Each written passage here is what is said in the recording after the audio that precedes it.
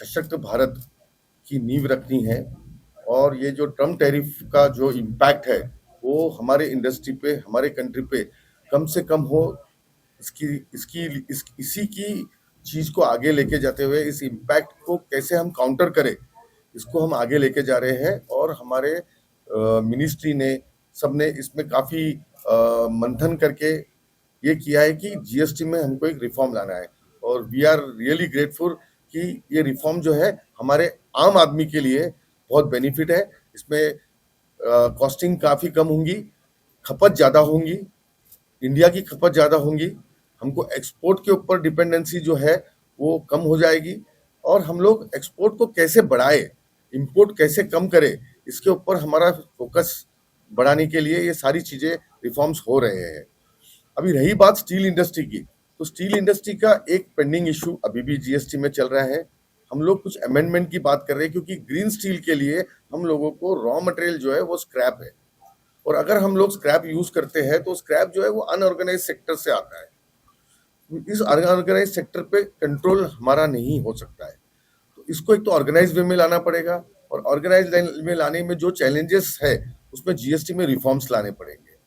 हमने बार बार ये GST committee के पास हमारे विषय को हमने रखा है, और वी आर होपफुल कि आने वाले जो मीटिंग्स है उसमें जीएसटी रिफॉर्म्स के अंदर टैक्स कटौती की बात नहीं हो रही है। Tax whatever deduction has to be done, it is been taken care for other products, but steel doesn't want any tax deduction. But steel industry urge for a policy में कुछ चेंजेस लाने के लिए 16(2)(c) के act के अंदर changes लाने के लिए, जहां पर ये जो रॉ मटेरियल है, जो स्क्रैप है, वो एक ऑर्गेनाइज सेक्टर में आ जाए, और उसका जो यूज करने के लिए जो जीएसटी के जो हर्डल्स हो रहे हैं वो एलिमिनेट हो। योगेश जी, आपसे एक पूछना चाहेंगे, क्योंकि बेसिकली जो हमारा पावर करता है during steel manufacturing, that is our furnace and which is powered by the coal. तो अभी हम लोग सर अभी रॉ मटेरियल की बात कर रहे हैं, ग्रीन एनर्जी की बात कर रहे हैं कि हम स्क्रैप को यूज कर सकें। सर कौन कौन सी इंडस्ट्रियल स्क्रैप है जो कि हम इसमें फर्नेस को ब्लास्ट करके उसको पावर करने के लिए यूज कर सकते हैं, उसके बारे में बताइए प्लीज। सर दो चीजें हैं कि ग्रीन इनिशिएटिव के अंदर जो भी स्क्रैप है, मैं स्टील की बात नहीं कर रहा हूँ, मैं अन्य कोई भी प्रोडक्ट की अगर बात करते हैं, जो चीज स्क्रैप हो चुकी है उसको नेट जीरो कार्बन में लिया गया है as a raw material of net zero carbon. तो स्टील के अंदर भी जो स्क्रैप है उसको नेट जीरो कार्बन में क्लासिफाइड कर चुके हैं। रही बात सेकंड की, अगर हमको ग्रीन स्टील बनाना है या ग्रीन नेट जीरो कार्बन पे पहुंचना है, तो हमारा जो फ्यूल है वो भी रिन्यू पावर के तहत होना चाहिए, या वो जो है कि उसमें कार्बन इमिशन ना हो, उस टाइप के पावर का यूज होना चाहिए। तो इसी के लिए जब भी विंड पावर हो गया, सोलार पावर हो गया, इसमें कन्वर्जन हो रहा है। जो normal conventional coal based power plants थे, उस जहाँ से वो पावर आती है कोल बेस्ड कोजन से, उसको हम कन्वर्ट करने जा रहे हैं रिन्यू पावर के तहत। और इससे करने से ये जो है कि ग्रीन इनिशिएटिव जो हमारा संकल्प है नेट जीरो कार्बन की तरफ जाना है, वो हम जा पाएंगे। पर ये करने के लिए कुछ टेक्नोलॉजी में चेंजेस होंगे, कुछ कैपेक्स करनी पड़ेंगी, और ये सब सारी चीजों के लिए इंडस्ट्री और पॉलिसी मेकर्स के में एक चिंतन हो रहा है, डिस्कशन चल रहे हैं, और एक पॉलिसी रिफॉर्म्स होने वाले हैं। How many delegates from South Asian countries are going to be participating? South Eastern? South Asia. South Asia. Okay. Whether So a delegate from USA is also coming? no. So there are the delegates which are being enrolled for this are majorly from the Asian countries, and we have from Sri Lanka, we have from the Nepal. I have already mentioned that. Yeah. So we have almost like 282 members have been registered from the neighboring countries, basically. What technologies are being adopted for producing green steel? See, the government has come up with the green taxonomy, and the green taxonomy says that at every level you have to control your carbon footprints.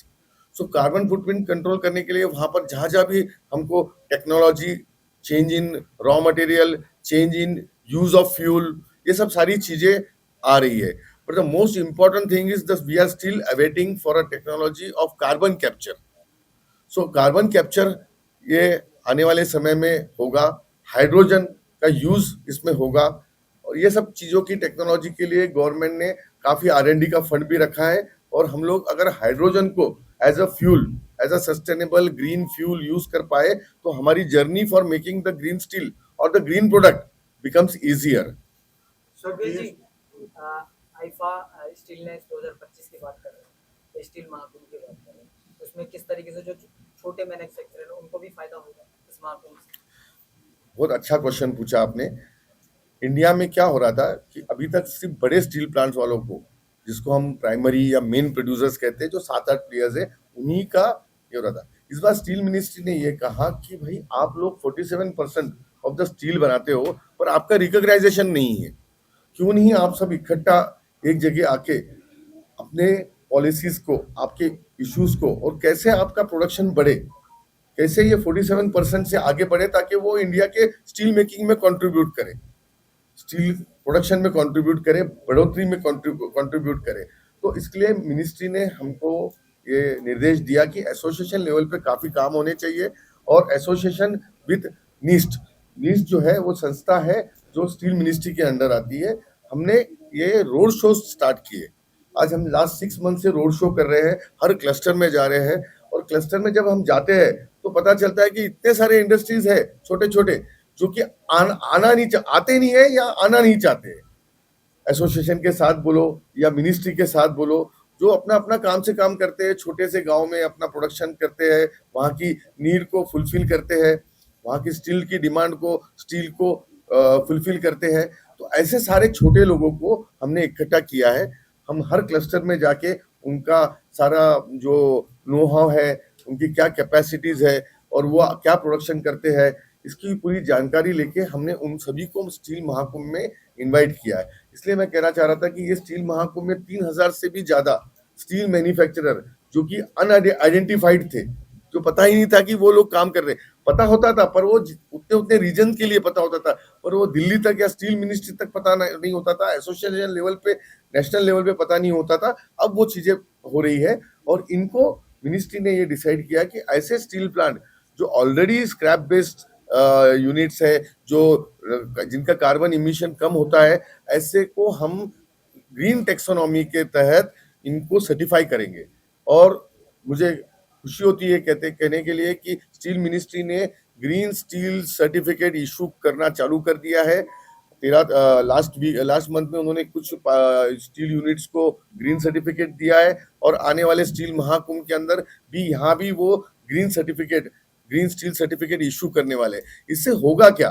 इससे ये होगा कि ये सारे जितने लोग अगर classify होते हैं तो एक बैनर में आएंगे, वो बैनर है ग्रीन स्टील का, ग्रीन स्टील सर्टिफिकेट के बैनर में आते हैं।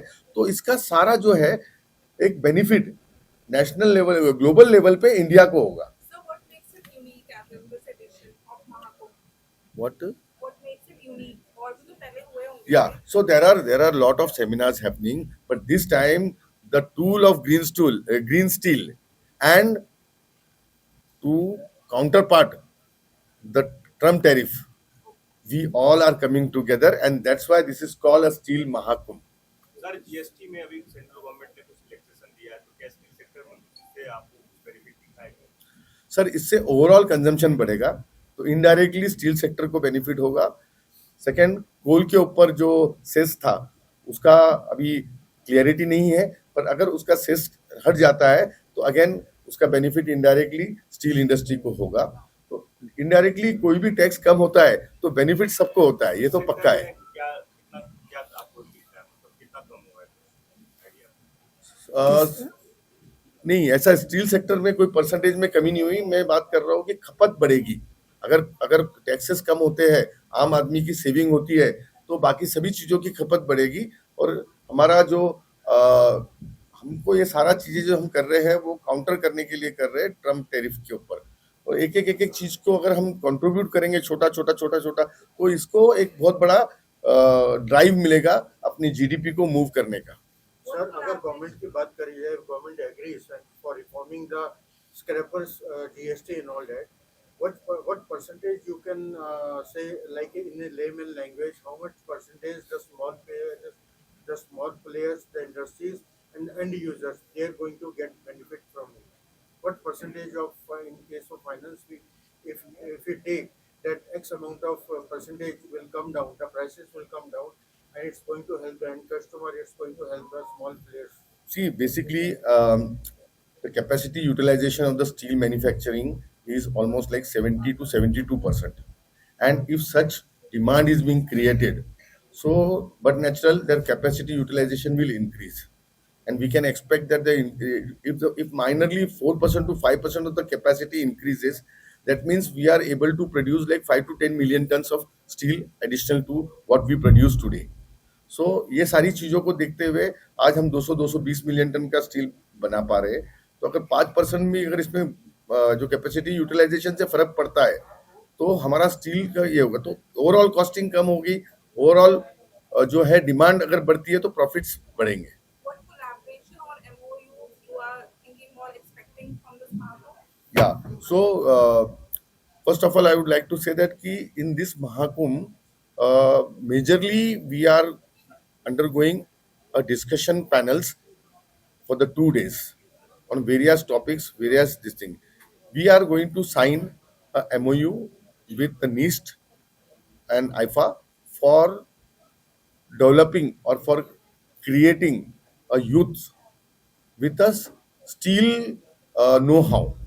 हम उनको डिप्लोमा कोर्स देने जा रहे हैं स्टील का, तो स्टील इंडस्ट्री में काम करने का।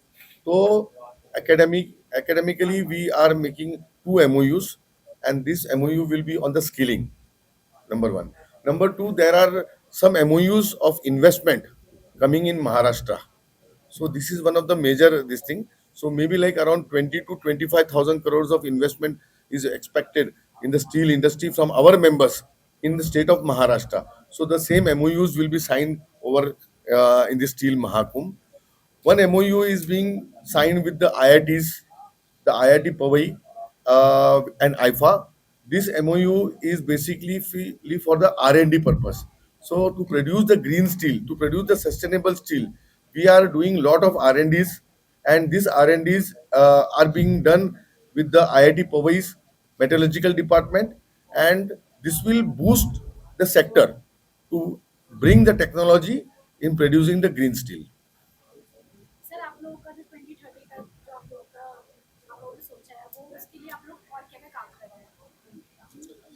So basically, what we have decided is कि first of all we want to make a reforms in BIS.